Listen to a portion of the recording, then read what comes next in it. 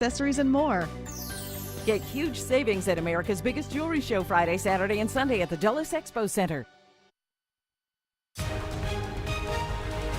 Good morning, America, and striking back.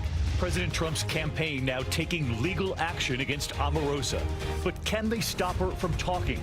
And this morning, the new taped conversation from Omarosa about the president and the tale of that tape. Does it exist? And did the president use a racial slur? How the White House answers that. Church sex abuse scandal. The disturbing new report claiming more than 300, quote, predator priests abused more than 1,000 victims over decades in Pennsylvania alone. Church leaders accused of covering it up. Now the victims getting a voice. Their emotional message this morning. High water rescues. Overnight, record rainfall pounding the heartland. The race to save babies trapped in the floods. Firefighters braving neck-deep water. Lucky to be alive, the husband and wife rescued from an ice cave. The one thing keeping them going, thinking of their 1-year-old daughter. So that's terrifying to think that you're leaving your kid alone with no parents. I'm sorry. The exclusive this morning. And the sneaky 6-year-old in the story behind this smile. What she did with a simple click, leading to this massive Amazon haul. Live in Times Square, this is GMA with Robin Roberts, George Stephanopoulos, and Michael Strahan. Oh. Good morning, America. Someone's in trouble. Great to have you here this Wednesday morning. Yes, it is. And you know who's smiling? This girl. She's a very clever 6-year-old ordering hundreds of dollars of toys without her parents knowing.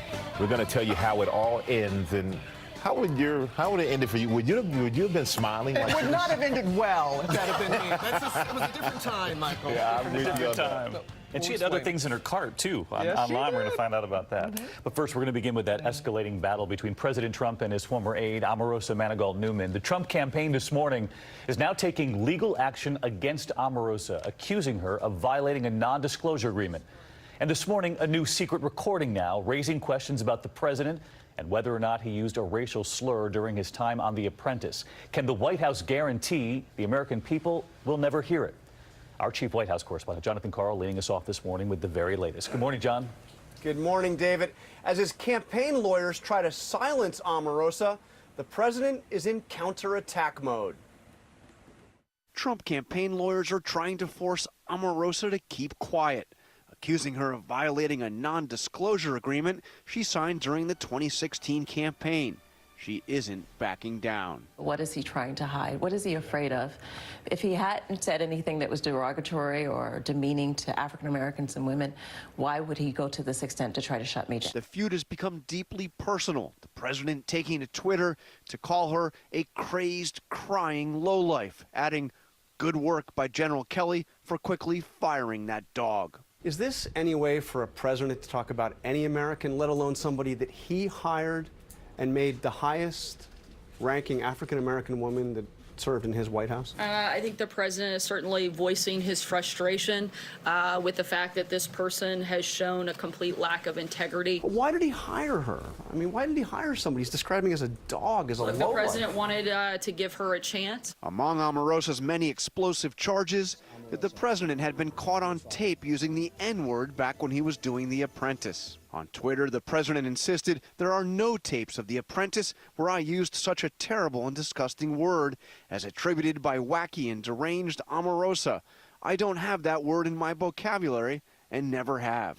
The White House press secretary was asked if she could guarantee there are no tapes of the president using that racial slur. I can't guarantee anything, but I can tell you that the president addressed this question directly. I can tell you that I've never heard it. And yet another recording released by Omarosa, this one to CBS News. Omarosa says Trump campaign spokesperson Katrina Pearson and campaign aide Lynn Patton are heard talking during the 2016 campaign about whether Trump may have used that slur on an alleged tape.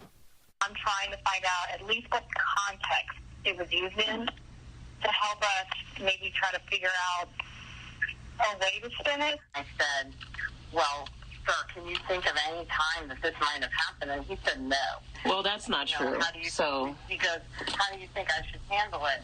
And I told him exactly what you just said, Omarosa, which is, well, it depends on what scenario you're talking about. And he said, well, why don't you just go ahead and put it to bed? I don't know what the scandal is. No, he said it. He's embarrassed. Those aides are now saying they were just responding to rumors and that they themselves never heard Trump use derogatory language on any alleged tape. Sarah Sanders is also firmly denying Omarosa's description of the president as a racist, saying of the White House staff, quote, if at any point we felt the president was who some of his critics claim him to be, we certainly wouldn't be here. David? All right, John Carl at the White House this morning. John, thanks to you. Let's bring in our chief legal analyst, Dan Abrams. And first of all, Dan, what do you think of this notion of them trying to enforce this NDA now to try to get Omarosa to stop talking? NDAs are notoriously tough to enforce. They have to be narrowly tailored. The damages can't be too high, neither of which seem to be the case here. Add to that the fact that you're talking about trying to get a former government employee to not talk about the President of the United States, and you now have additional First Amendment concerns. So the President would say, and their team would say, well, this is the campaign suing. It's not the President. That doesn't change the reality that you're talking about trying to get a former government employee not to be able to talk. This is going to be a very difficult non-disclosure to enforce. Because she went from campaign worker to a key government employee in the West Wing. And because NDAs begin from the evaluation of being very tough to enforce. Let me ask you, Dan, can she say anything she wants? Because in the last 24 hours, she's also now saying that President Trump had prior knowledge of those hacked DNC emails before WikiLeaks released them, that he knew beforehand. That's a huge accusation with no proof. Right. And if what she's saying isn't true, rather than trying to enforce her NDA, they should be suing her for defamation and libel. That, to me, would be a stronger claim if everything she's saying is false. But in the context of the bigger investigation, the Robert Mueller investigation, you can count on the fact that they are going to take anything and everything she says with an enormous grain of salt. There is no way they're going to take something she says as gospel. There's going to have to be major corroborating evidence for anything she says to be used significantly in the context She offered of the no proof in the book, otherwise we'd be talking about something else this morning. That's right. All right, Dan Abrams, thanks as always. Robin, Michael? All right, thank you, David. And we're going to go overseas now to that devastating bridge collapse in Italy. New footage overnight showing the destruction after a major highway bridge collapsed during a sudden storm, sending vehicles plummeting nearly 150 feet. The death toll climbing this morning. ABC's Julia McFarland is on the scene in Genoa with the very latest. Good morning, Julia. Good morning, Michael. Yes, it was meant to be a day of celebration today. It's one of Italy's biggest national holidays, but no one here in Genoa is celebrating. This bridge yesterday would have been packed with holiday travelers, and instead at least 31 people have died and dozens have been injured. Overnight, rescuers desperately searching for any signs of life still trapped in the rubble. A brigade of rescuers working together using ropes to lower a victim to a waiting ambulance, their car part of the mangled wreckage. Horrifying cell phone video capturing the moment the bridge began to give way. 38 cars and trucks plunging nearly 150 feet to the ground. You can see from the air the massive pile of debris. 250 feet of the nearly 3,000-foot bridge crumbling during a severe storm in the Italian port town. 60,000 vehicles had crossed that bridge daily. Miraculously, this green truck stopping just feet from the edge. Italian officials now investigating what may have caused the horrific accident, but experts point to the old infrastructure that is in need of desperate overhaul. Before the collapse, the bridge spanning over buildings and water. Failing infrastructure not unique to Europe. In 2007, a bridge collapsing in Minneapolis, killing 13. This morning, officials saying work had been underway when the collapse happened. And this remains a rescue operation, we're told. Officials have said to us that one side of the riverbank has been searched, the other side is being looked at today. Many people still hoping for some good news. Robin? All right, Julia, so tragic.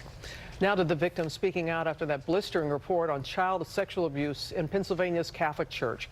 300 alleged predator priests, more than 1,000 victims, and 70 years of cover-ups. ABC's David Wright is here with that story for us. Good morning, David. Good morning, Robin. This new report may be the most detailed and disturbing account to date of the church sex abuse scandal here in the United States. The numbers truly staggering, and all of that just from one state, Pennsylvania. And I'm here finally to announce the results of a 2-year grand jury investigation. As Pennsylvania's Attorney General released this bombshell grand jury report, dozens of people who reported sexual abuse at the hands of priests wiped away tears, saying they finally feel validated. This grand jury report is justice. The report names more than 300 predator priests, including one Harrisburg priest accused of molesting 5 sisters in one family back in the 1980s. More than 1,000 victims in all. Some shared their stories in a video. I was groomed starting young. They targeted me because I was fatherless. He would always have his hands on me. In case after case, the report says, church leaders maintained a circle of silence. Predators in every diocese weaponized the Catholic faith and used it as a tool of their abuse. Just as importantly, the report details the cover-up, using the church's own secret records. Priests were raping little boys and girls, and the men of God who were responsible for them not only did nothing, they hid it all for decades. The victims, or survivors as they prefer to be called, say that they feel like a weight has been lifted, hearing authorities say that. A lot of them in tears. The statute of limitations has long since expired on most of these cases, but it's possible that a few new criminal charges may be filed. And need to be. Yeah, the numbers are just staggering. Yes. Hard to even understand. Thank you, David. We're going to turn now to the outrage over what a judge has done in New Mexico, now facing threats this morning after granting bail to those adult suspects accused of keeping children in horrific conditions on that remote compound. ABC's Gio Benitez is at the courthouse in New Mexico with much more for us. Gio, good morning. Hey, David, good morning. The local sheriff here says that decision to grant bail has now sparked so many death threats against court employees that for a time, this courthouse was shut down. This morning, a judge at the center of a controversial decision to grant bail to 5 suspects accused of child abuse is facing threats of violence, according to the sheriff. The suspects charged with abusing children at a remote compound in New Mexico. 11 children found emaciated, 1 3-year-old found dead. Police say they believe they were training the children for shootings, but the judge says she needed more evidence to hold the suspects.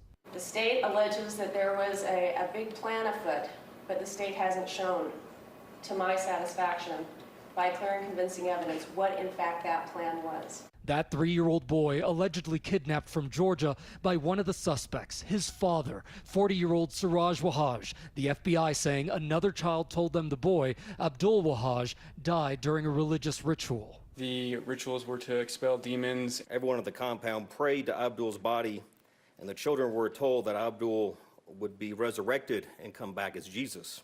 Their alleged goal, according to prosecutors, to get Jesus to direct the children to attack banks and schools. Now this morning, word that one of the suspects, 35-year-old Janie LeVay, is now in the custody of immigration officials.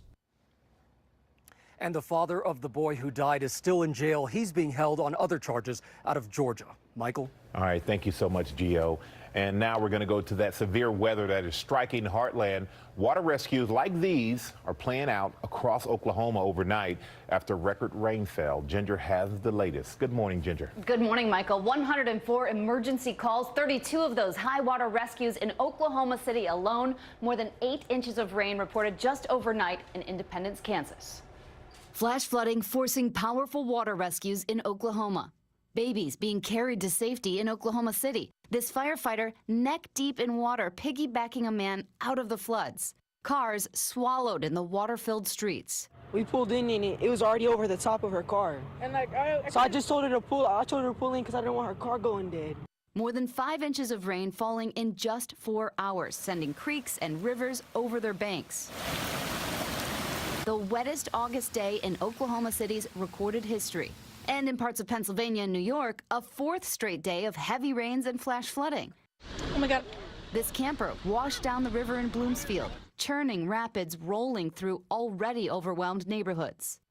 So we've got this abundant low-level moisture fueling these storms right there in Missouri, parts of Kansas still, and even Arkansas. As these move to the north and east, we'll actually be ending up with more in the northeast. These places that have been so saturated by Friday could see a lot more storms and more than 3 inches in western Kentucky. Robin. My goodness. All right, Ginger, thank you.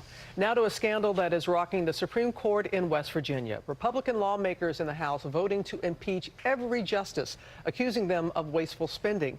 Democrats calling it all a ploy. ABC's David Curley is here, has that story for us. Good morning, David. Good morning, Robin. This is an extraordinary move. One branch of government, in essence, trying to fire most of another branch of government. West Virginia lawmakers impeaching all the sitting Supreme Court justices.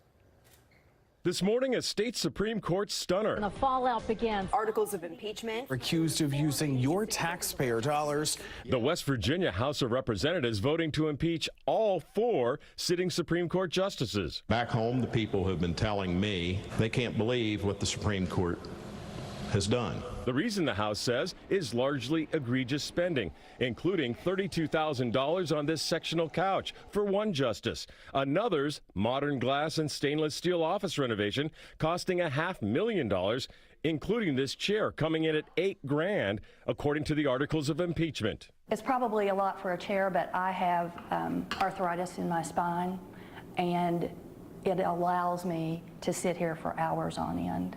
First tonight, we have an exclusive investigation. Our ABC affiliate WCHS broke this story last fall. The remodel, according to their report, ballooning from less than $1 million to more than $3.7 million, including this custom wood medallion map of the state, which WCHS says cost $7,500. This in one of the poorest states in the country, where household income is about 25% below the national average. And just hours ago, one of those justices, the one with the $8,000 chair, saying this is a political move by Republicans, and she resigned. The will of the people of West Virginia is being denied.